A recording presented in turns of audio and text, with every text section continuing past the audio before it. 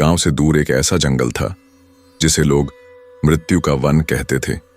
वहां जाने की हिम्मत कोई नहीं करता था, क्योंकि कहते थे कि वहां एक नरभक्षी रहता है जो इंसानों को अपना शिकार बनाता है। इस जंगल की कहानी कई दशकों से गांव में सुनाई जाती थी। कुछ लोग इसे सच्चाई मानते थे तो कुछ अंधविश्वास।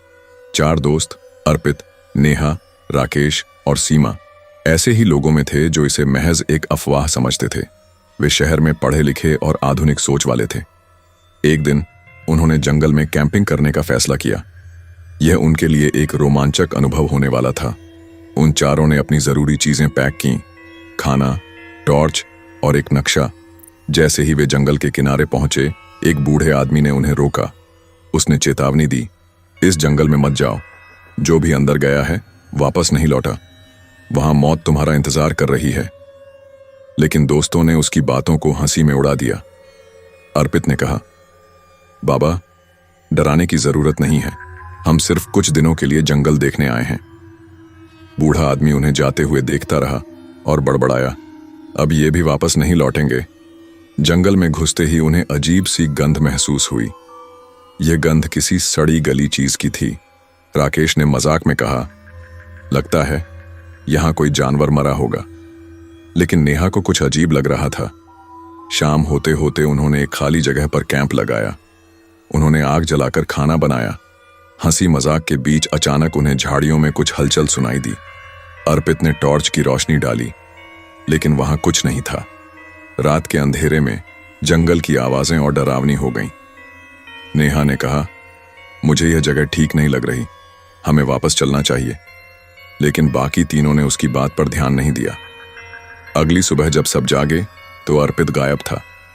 उनके टेंट के बाहर खून के धब्बे थे। यह देखकर सबके होश उड़ गए। उन्होंने अर्पित को ढूंढने की कोशिश की। कुछ दूरी पर उन्हें एक पेड़ के पास खून से सना एक चाकू और मांस के टुकड़े मिले। थोड़ी देर बाद उन्होंने देखा कि एक पेड़ के नीचे अर्पित की अधखाई लाश पड़ी थी। उसका मांस किसी ने नोच नोच कर खा लिया था। उसकी खाली आंखें आसमान की तरफ देख रही थीं। यह दृश्य इतना भयानक था कि नेहा चीख पड़ी। राकेश ने कहा, हमें तुरंत यहां से निकलना होगा। लेकिन उनकी मुसीबतें अभी शुरू हुई थीं। सुबह का समय यूं ही निकल गया।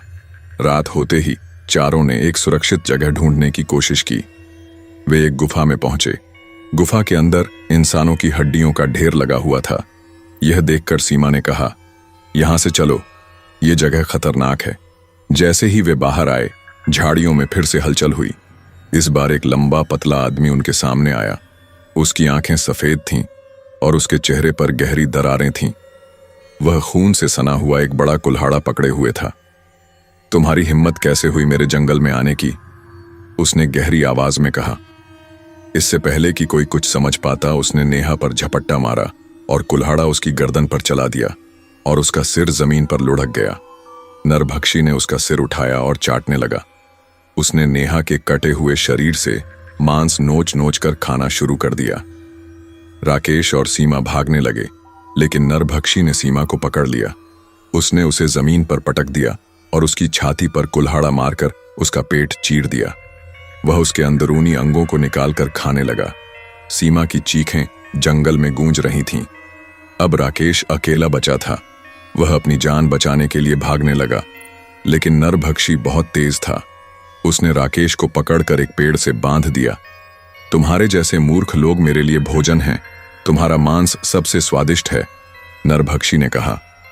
उसने राकेश की जांघ से मांस काटकर खा लिया। राकेश दर्द से तड़पता रहा, लेकिन कुछ देर बाद उसकी चीखें भी शांत हो गईं। नरभक्षी ने उसकी पूरी लाश खा ली। कुछ दिनों बाद गांव वालों ने जंगल के किनारे खून के धब्बे, कपड़े और हड्डियां पाईं। वे समझ गए कि 4 और लोग नरभक्षी का शिकार बन गए। उस दिन के बाद गांव वालों ने जंगल के पास जाना भी बंद कर दिया। कहते हैं कि वह नरभक्षी अब भी वहां रहता है और उसकी भूख कभी खत्म नहीं होती। जो भी उस जंगल में जाता है वह उसके भोजन में बदल जाता है।